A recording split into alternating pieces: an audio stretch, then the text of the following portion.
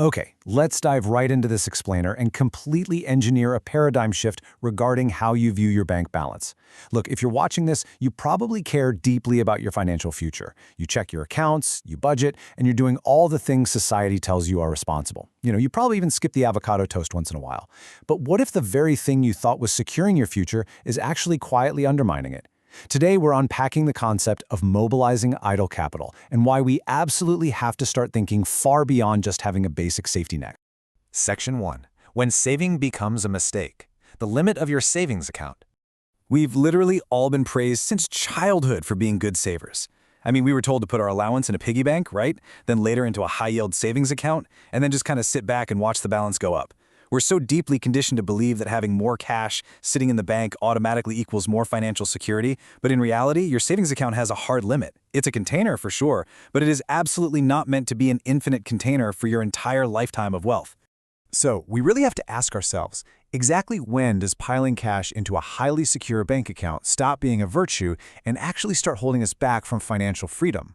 There's a very real mathematical tipping point where doing the safe thing actually becomes one of the riskiest moves you can make for your long-term prosperity.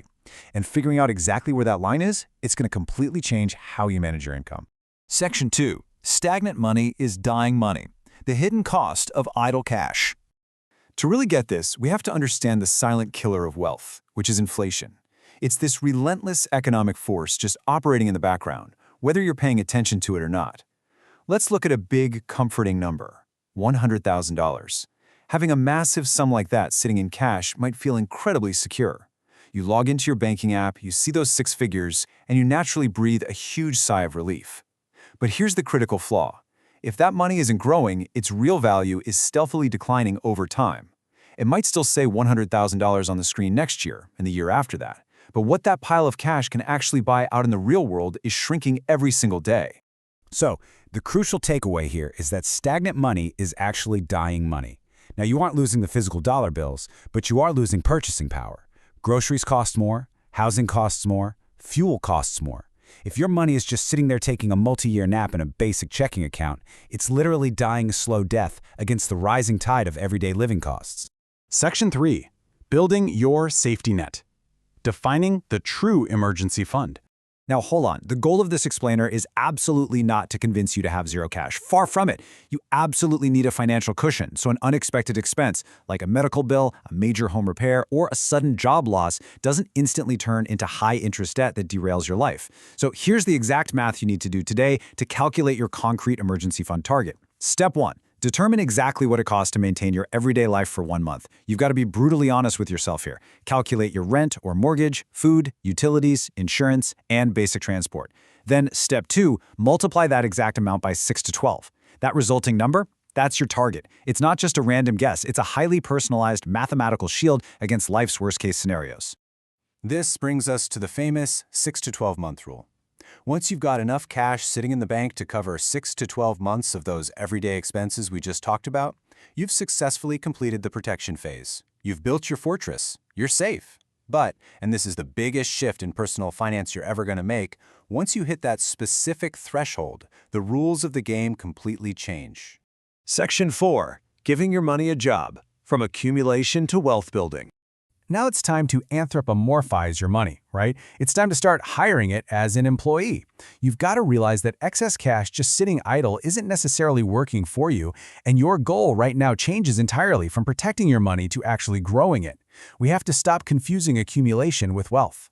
Look, once your emergency fund is complete, do not automatically assume that putting every extra dollar you earn into savings is the path to getting wealthy. Accumulating cash makes you secure, but accumulating assets is what actually makes you wealthy. So what jobs can you actually give this newly freed up money? Well, your surplus dollars now have one single job description: producing more dollars. This could mean investing in the broader stock market, acquiring real estate, funding a small business, or picking up other appreciating assets. The key word to remember here is productive. You want vehicles that have the inherent potential to generate ongoing income or appreciate in value over time, easily outpacing that inflation we talked about earlier. Section 5. Protect first, grow second. The core principle of mobilizing capital. It all comes down to a fundamental 2-part harmony. You can't have the long-term growth without the short-term protection, but relying strictly on protection means you completely sacrifice the growth. You hire cash for security, but you hire investments to generate freedom. Think of it like this. Cash is your shield. You want it there instantly when you need it, completely liquid, without any risk of it dropping in value tomorrow. But investments? Those are your engine for growth. Never confuse the two, and never ask one to do the job of the other. Cash protects you from today's emergencies, while investments protect you from tomorrow's inflation. To pull this all together, we've got a simple 3-step roadmap. This is your exact practical application to transition from being a habitual saver to a strategic investor. Step 1. Build that safety net of 6 to 12 months.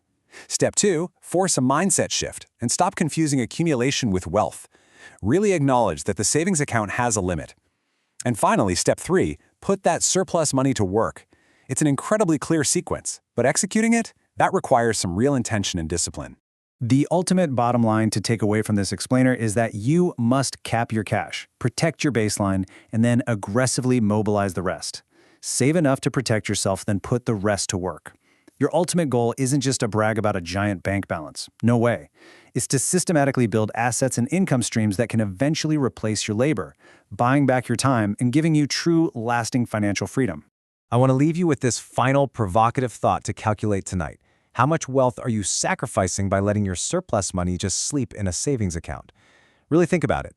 While you're working hard for your money, is your money working hard for you? Or is it just slowly dying against inflation? I challenge you to sit down, do the math, figure out your 6 to 12-month protection number, and see exactly what your idle cash is actually costing you right now.